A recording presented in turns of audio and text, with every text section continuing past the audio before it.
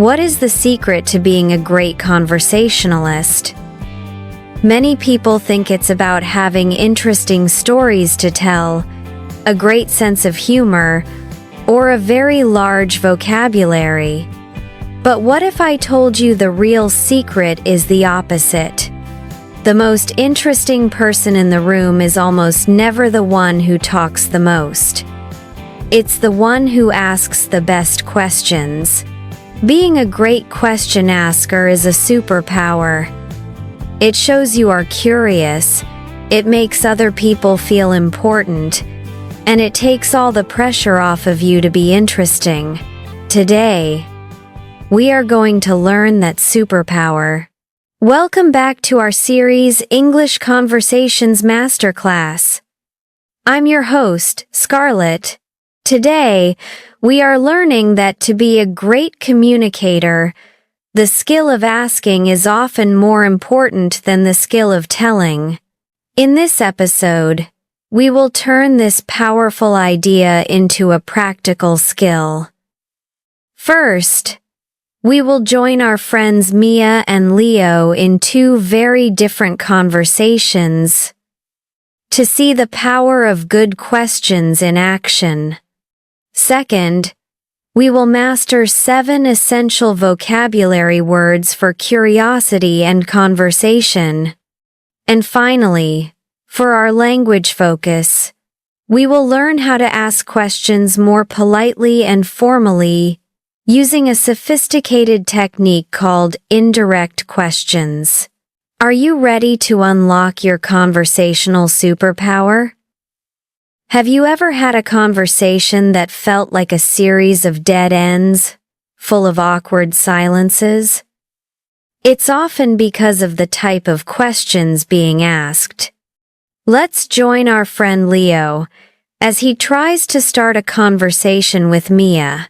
Part 1. The interview. The wrong way to ask. Our story begins with Leo and Mia running into each other at a cafe. Leo wants to be friendly and start a conversation, but he is a little nervous, so he asks the first questions that come to his mind.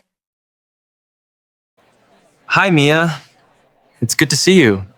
Did you have a good weekend? Yes, I did. It was nice, thanks. Okay, good. Did you go anywhere interesting? Yes. Oh. Was it fun? Yes, it was very fun. Let's pause this very awkward conversation. That was painful to listen to, right? The conversation felt like a series of walls. It couldn't go anywhere. Why? Because Leo was only asking closed-ended questions. A closed-ended question is a question that can be answered with a simple yes or no, or a single word of information. They usually start with an auxiliary verb like do, did, are, is, or was. These questions are useful for getting quick facts, but they are terrible for starting a conversation. It feels like an interview or even a police interrogation, not a friendly chat. Leo was working hard, but the conversation died because he gave Mia no opportunity to share her story. That was hard to watch. But don't worry, Leo is about to learn his lesson. Now, let's rewind that same scene. This time, let's see what happens when Mia takes the lead and asks a different, more powerful kind of question. Part 2. The conversation. The right way to ask. Let's go back to the beginning of their meeting at the cafe. Hi, Leo. It's great to see you. How was your weekend? Oh, it was great. Thanks for asking. I actually went to a concert on Saturday with my brother. Oh, wow. That sounds like a lot of fun. What band did you go to see? It was a local jazz band called the Blue Notes. They play at a small club downtown. They were amazing. I think I've heard of them. I just said, so I think you're urging it for cool. That's so cool. What was the best part of the show? What a difference! The energy is completely different. The conversation is flowing, it's easy, and it's interesting. What did Mia do? She started with an open-ended question. How was your weekend? This kind of question invites a story, not a yes or no answer. Open-ended questions are the key to unlocking a conversation. They usually start with a what, word, what, where, when, why, who, and how. Then, she listened carefully to Leo's answer. He gave her a keyword, concert. She immediately used that keyword to ask a follow-up question. What band did you go to see? When he answered with more keywords like jazz band and the show, she asked another follow-up question. What was the best part of the show? This is the golden formula. Ask an open-ended question.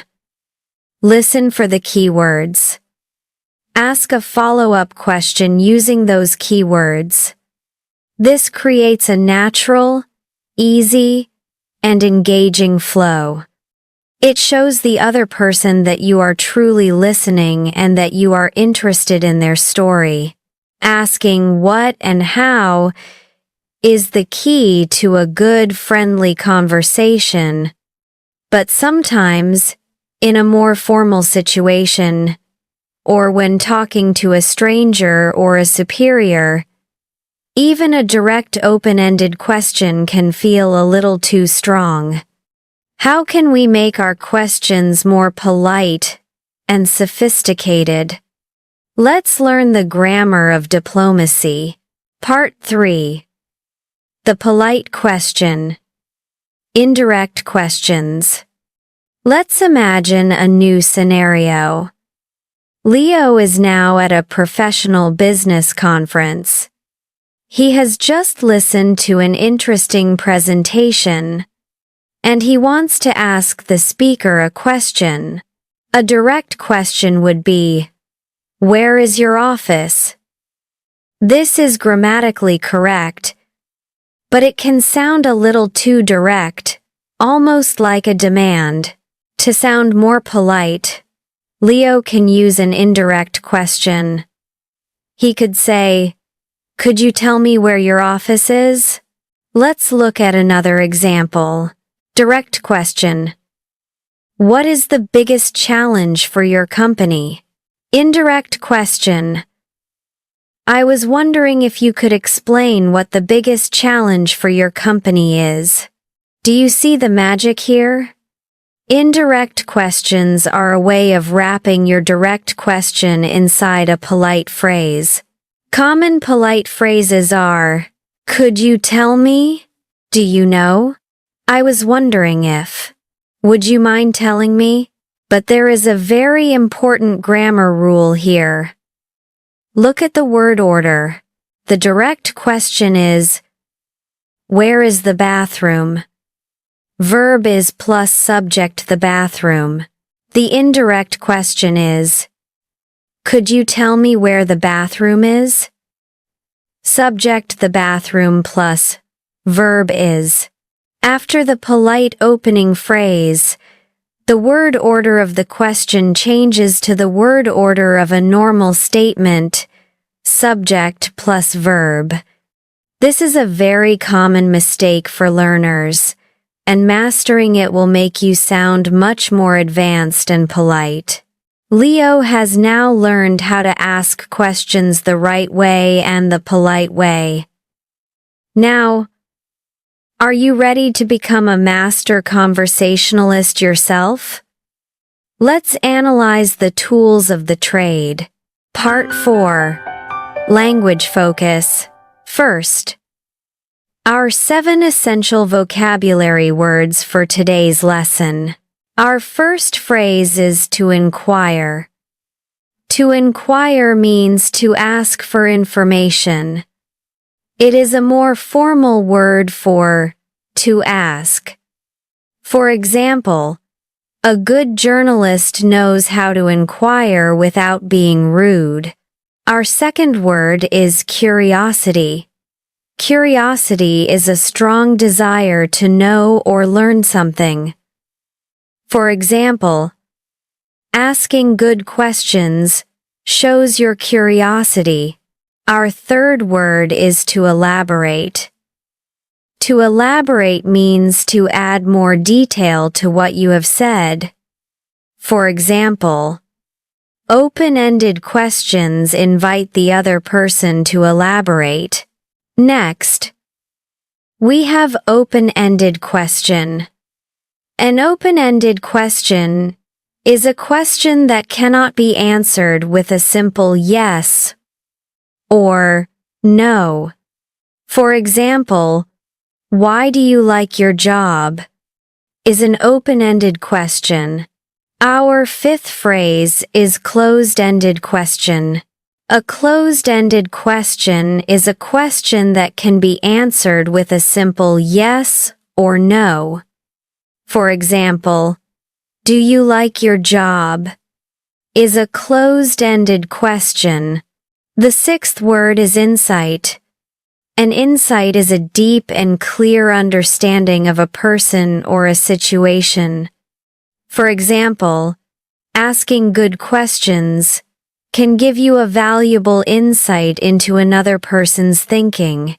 And our final word is to engage. To engage someone means to attract and keep their interest. For example, a good way to engage someone in a conversation is to ask about their hobbies. Now for our grammar focus. Indirect questions. This is the grammar of politeness. Remember the formula: polite opening phrase plus question word plus subject plus verb. Let's practice transforming a few direct questions. Direct. What time does the meeting start? Indirect. Do you know what time the meeting starts? Notice we remove does and adds to start. Direct. Why did you choose this university? Indirect. I was wondering why you chose this university. Notice did choose becomes the past tense chose. Mastering this structure is a key to sounding more professional and respectful. You've learned the theory of great conversation. Now, how do you practice this essential skill to build real-world confidence? Part 5. Practice tips for the 4 skills. For listening, listen to a podcast interview. A great interviewer is a master of asking questions. Pay attention to how they use open-ended and follow-up questions to get their guest to share interesting stories and insights. For speaking, this is a fun challenge. Go to your AI tutor. Your mission is to have a 5-minute conversation where you are only allowed to ask open-ended questions. Do not give any of your own opinions. Your only job is to be curious and to keep the AI talking. For reading, find a written interview in a magazine or online. Take a highlighter and mark all of the journalist's questions. Analyze them. Are they open-ended or closed-ended? What keywords did they use for their follow-up questions? And for writing, this is a great exercise for your journal. Imagine you are going to a party and you want to meet new people. Write down 5 interesting, open-ended questions that you could ask someone. For example, What's the most exciting thing you've done this year? Part 6. Your next action. Today, we have learned that being a great conversationalist is not about being the star of the show. It is about making the other person feel like they are the star. It's not about having all the answers. It's about having all the questions. By asking good, thoughtful, open-ended questions, you give people the wonderful gift of being heard. And this is the true secret to human connection. As we conclude, let's quickly summarize our lesson today. We saw the difference between a dead-end interview with closed-ended questions and a flowing conversation with open-ended questions. We also learned how to make our questions more polite and sophisticated using the grammar of indirect questions. We also learned 7 essential vocabulary words for this topic. As a review, those words were to inquire, curiosity, to elaborate, open-ended question, closed-ended question, insight, and to engage. Now, I have a final question for you. What is one great open-ended question you can ask someone to get to know them better? Share your best question in the comments section below. If you are committed to making this mindset a part of your life, show your energy by smashing that like button. Be a hero for a friend by sharing this video with someone you know who wants to be a better communicator. And to lock in your commitment to learning, subscribe and smash that notification bell. You don't miss the next lesson in our Conversations Masterclass. Remember, be more interested than interesting. Until next time, take care and happy learning.